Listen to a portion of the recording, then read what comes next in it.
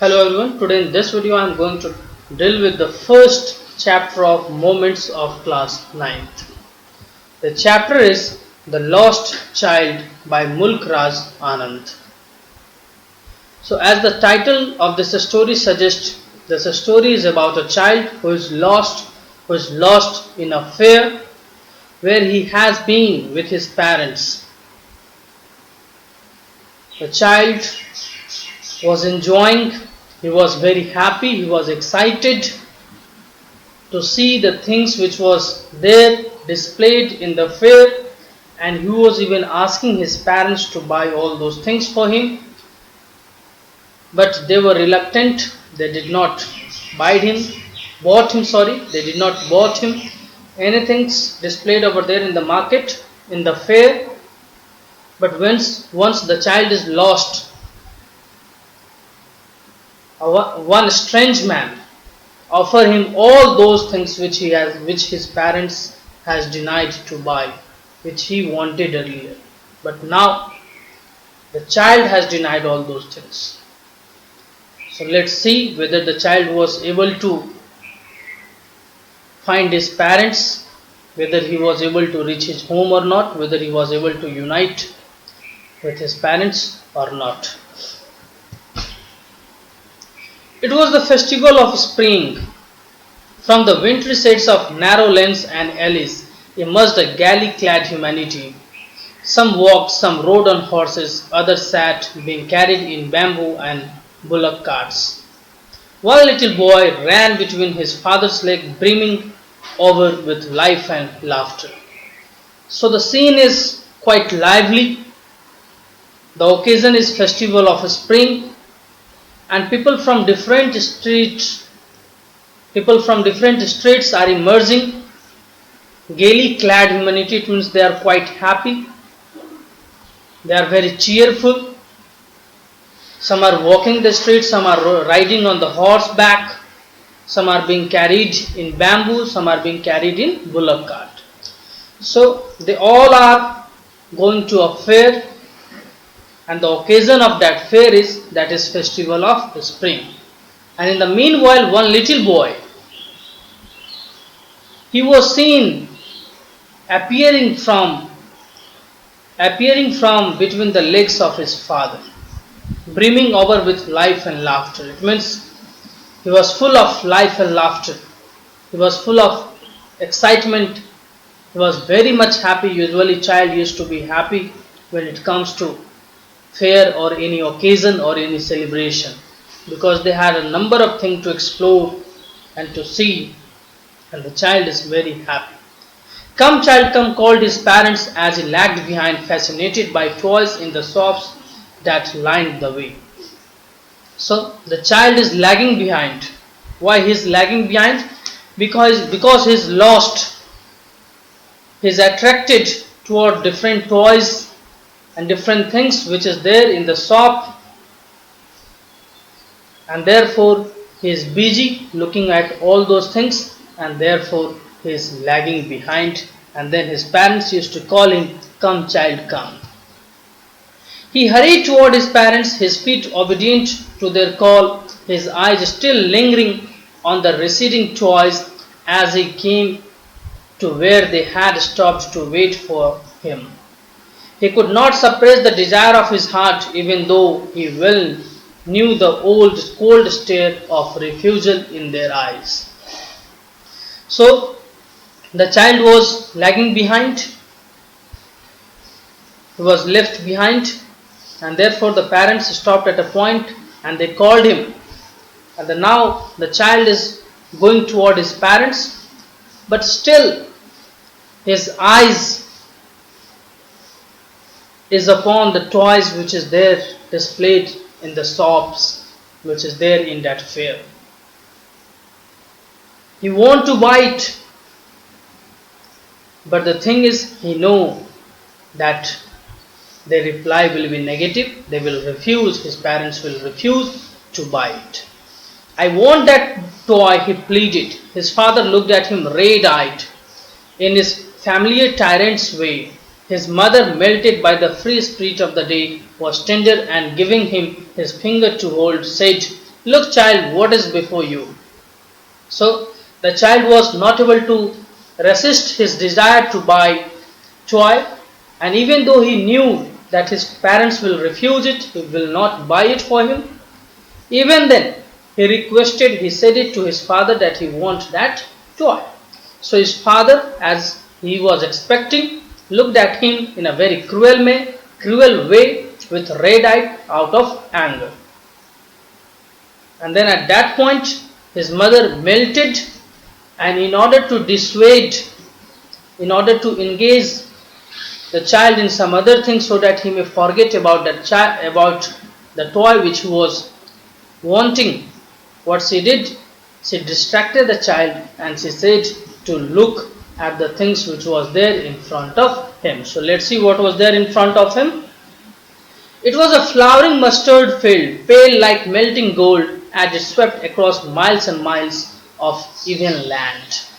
A group of dragonflies were bustling about on their gaudy purple wings, intercepting the flight of lone black bee or butterfly in search of sweetness from the flowers.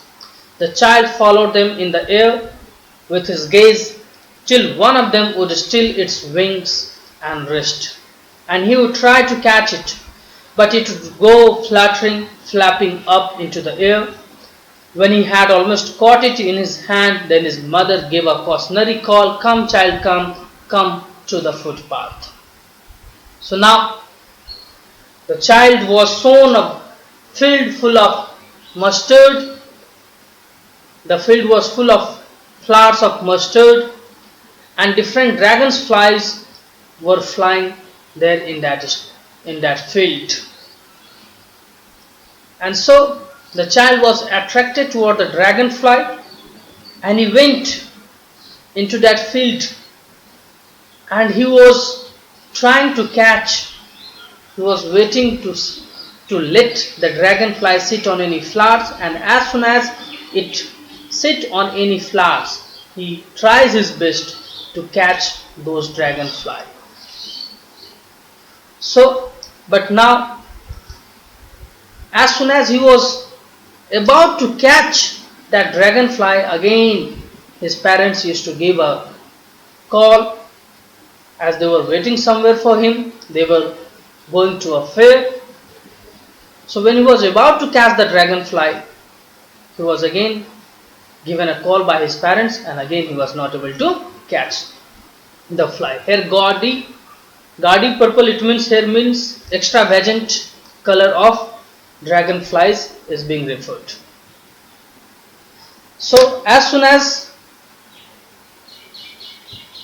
he was called by his parents, he left that dragonfly and he ran toward his parents. He ran toward his parents gaily and walked abreast of them for a while. Being, however, soon left behind, attracted by the little insects and worms along with the footpath that were teeming out from their hiding places to enjoy the sunshine. So again he ran from that mustard field to his parents. He walked with them for some time, and again he found himself attracted with some of the things which he saw. Children used to find amusement in different things, and the grown people seems to be ignorant to all those things. They seems to ignore, but the things which is ignorant to adult seems quite interesting to children, and therefore now again he is lost in insects and worms which was there on the footpath, which were coming out of the footpath on the footpath. So again he started looking at those insects and worms, and again he was lagging behind, again he was left behind. So again a call was given to him, "Come, child, come." His parents called from the shade of grove where they had seated. So now perhaps they was feeling tired, or perhaps they were waiting for the child to come to them, and therefore they were now sitting in a shade of grove. So again he was given a call and he ran toward them. A shower of young flowers fell upon the child as he entered the grove, and forgetting his parents he began to gather the raining petals in his hand. But lo, he heard the cooing of doves and ran toward his parents, shouting, "The door, the door." The raining petals dropped from his forgotten hand.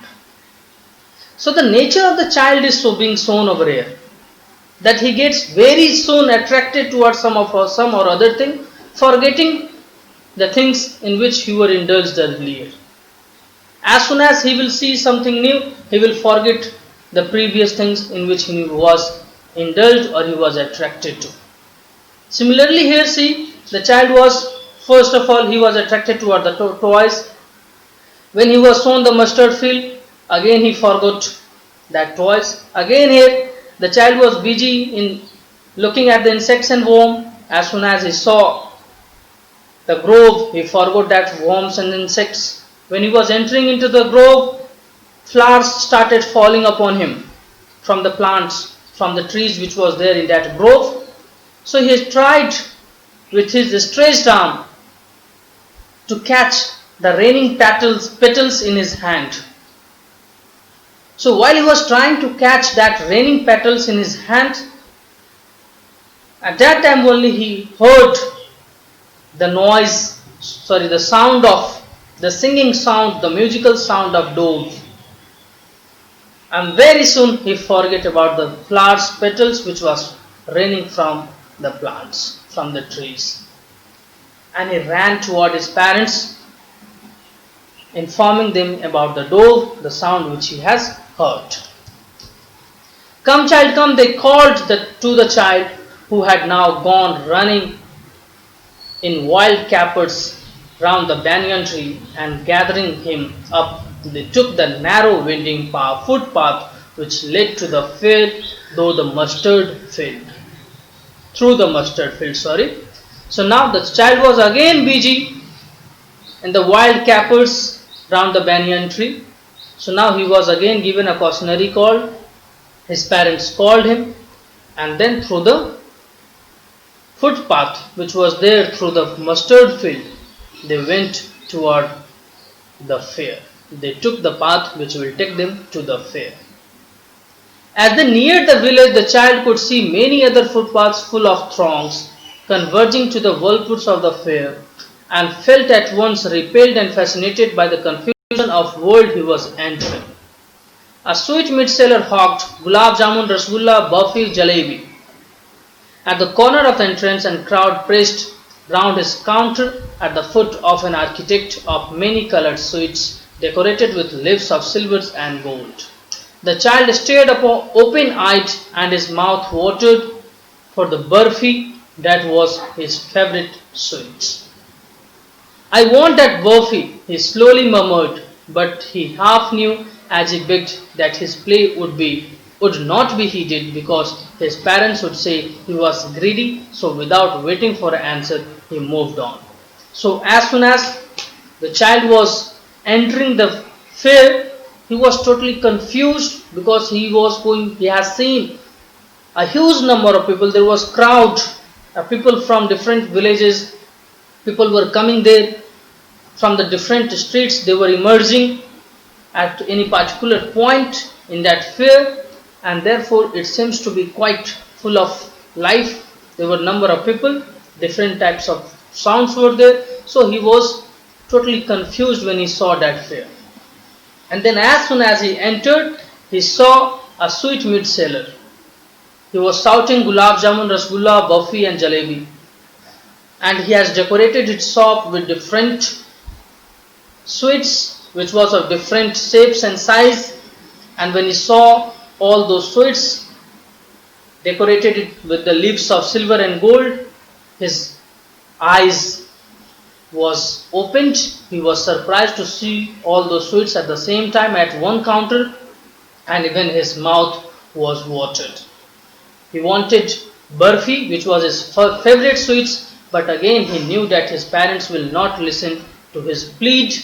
They will not pay any attention to what he is going to say, and he thought to himself that again his parents will think him a greedy, and therefore without waiting or without any expectation, as he knew that no attention will be paid to his demand, and therefore he moved on. A flower seller hawked a garland of Gulmohar, a garland of Gulmohar. The child seemed irresistibly drawn. He went toward the basket where the flowers lay heaped and half murmured, I want that garland. But he well knew his parents would refuse to buy him those flowers because they would say that they were cheap. So without waiting for an answer, he moved on. So again, when the child moved ahead from that sweet shop, he saw a hawker selling flour, and he was shouting, he was selling the flower of a garland of Gulmohar. So again he was attracted toward that the garland of Gulmohar, but again he knew that definitely his parents will deny him. They will not buy him that garland of flowers, of Gulmohar flowers, and therefore without asking them to buy that, he moved on. A man stood holding a pole with yellow, red, green, and purple balloons flying from it. The child was simply carried away by the rainbow glory of the silken colors, and he was filled with an overwhelming desire to possess them all. But he well knew his parents would never buy him the balloons because they would say he was too old to play with such toys, so he walked on farther.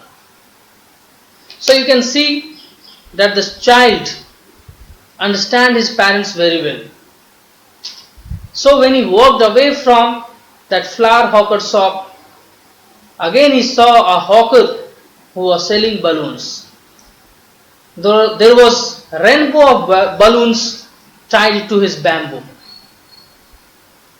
The balloons were of different colors, and he was overexcited to see those balloons flying up into the air, and he wanted to buy all those. But at the same time, again, it came to his mind that if he will ask his parents, if he will ask his father to buy it, again he will give some excuse and he will refuse to buy it.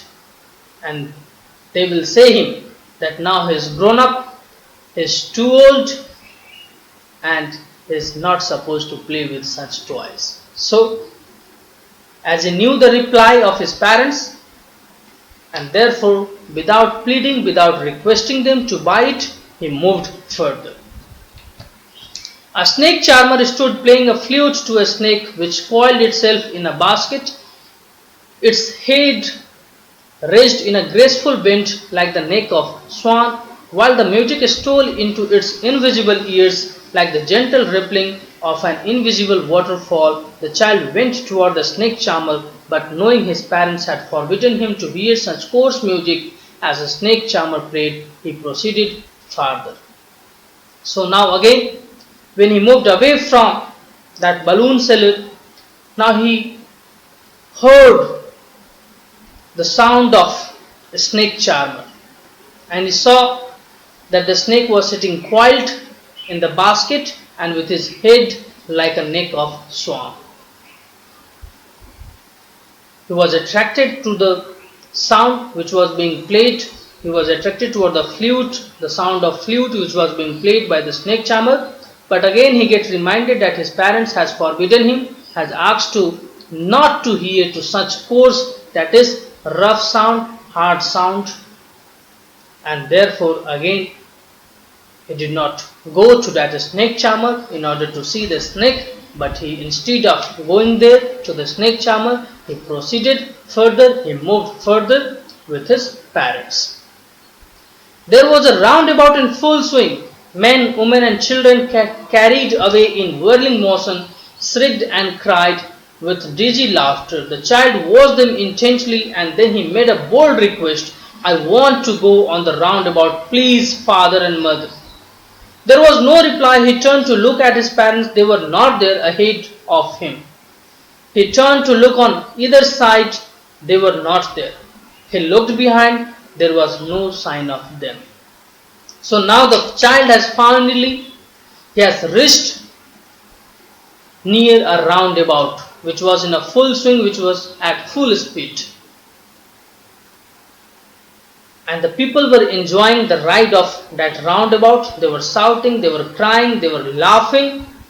And now the child could not resist his desire. Earlier he has resisted his desire at sweet shop, at toy shop, at garland shop. at a snake charmer stall, at balloons stall, but now he could not resist himself, and therefore he made a bold request that I want to go on it, I want to take a ride on this roundabout. So when he made a request, he made a bold request, but to his surprise, there was no reply from his parents' side. So when there was no reply, he turned back. He looked on the either side, he looked everywhere around him, but his parents was not there. So now perhaps the child is lost. Let's see what happened then. A full deep cry rose within his dry throat, and with a sudden jerk of his body, he ran from where he stood, crying in real fear. Mother, father, tears rolled down from his eyes, hot and fierce. His flushed face was convulsed with fear, panic stricken. He ran to one side first, then to other, hither and thither, in all directions, knowing not where to go. Mother, father, he wailed. His yellow turban came untied, and his clothes became muddy.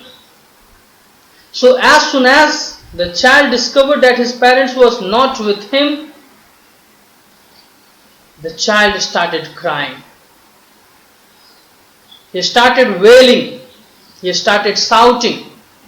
And he ran in all directions. He was totally afraid. He was very much frightened. Panic stricken, it means afraid, frightened. And convulses, when the body is used to move, shake, while the child is sobbing or crying, that is convulsing. Hither and thither, it means everywhere. Wailed, it means shouted. So when the child discovered that his parents was not there, he started crying, he started weeping, he started shouting. He was totally frightened, he was sobbing, and he wailed, and he ran in all directions. He tried to find his parents everywhere. He was running hither and thither aimlessly in order to find his parents, and in the meanwhile, the turban which he has tied has now untied, that is, now it is open, and his clothes become muddy because he was running continuously from one direction to other direction. Having run to and fro in a rage of running for while, he stood defeated, he cried suppressed into sobs. At little distance on green grass he could see through his filmy eyes men and women talking. He tried to look intently among the patches of bright yellow clothes, but there was no sign of his father and mother among these people who seemed to laugh and talk just for the sake of laughing and talking. So he ran in all directions. He searched for his parents everywhere where he could. Now he was totally exhausted. Now he felt defeated. He was not able to find his parents. Therefore he stood at a point, and from there he started looking through his parents. At a distance he saw that a group of people was sitting there, standing there, they were talking to each other. So he was trying to find out, to see his parents in that group, but there was no sign of his parents even in that group. He ran quickly again, this time to a shrine to which people seemed to be crowding. Every little inch of space here was congested with men, but he ran through people's leg, his little sob lingering. Mother, father, near the entrance to the temple. However, the crowd became very thick. Men jostled each other. Heavy man with flashing murderous eyes and hefty soldier. The poor little child struggled to thrust a way between their feet, but knocked to and fro by their brutal movement, he might have been trampled underfoot had he not shrieked at the highest pitch of his voice. Father, mother, a man in the surging crowd heard his cry, and stopping with great difficulty, lifted him up in his arms. So now the child, he ran again. When he did not find his parents in that crowd of people standing at a distance, he again started running, and this time he ran at a shrine. Shrine, it is a holy place. So there was crowd of people. The people were pushing each other. He was trying to find his parents there as well. It was quite congested. Men were jostling each other. Jostle, it means they were pushing each other. With hefty shoulder, it means with large and very heavy shoulders. The people, he was a small child and the men were there. Strongly built men were there. He was not able to enter into that shrine. But anyway, he made his way through the legs of the people. He was knocked various of times. He was knocked to and fro by their brutal movement.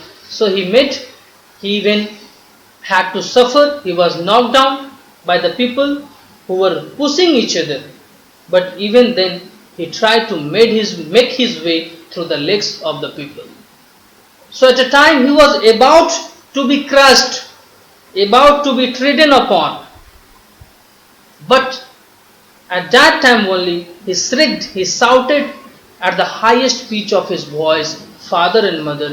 And then a man was there in the crowd who heard his noise, who heard his shouting sound, and then he stopped himself with a great difficulty. Why? Because there was thousands of people and they were pushing each other, and therefore he stopped himself and he lifted the arm.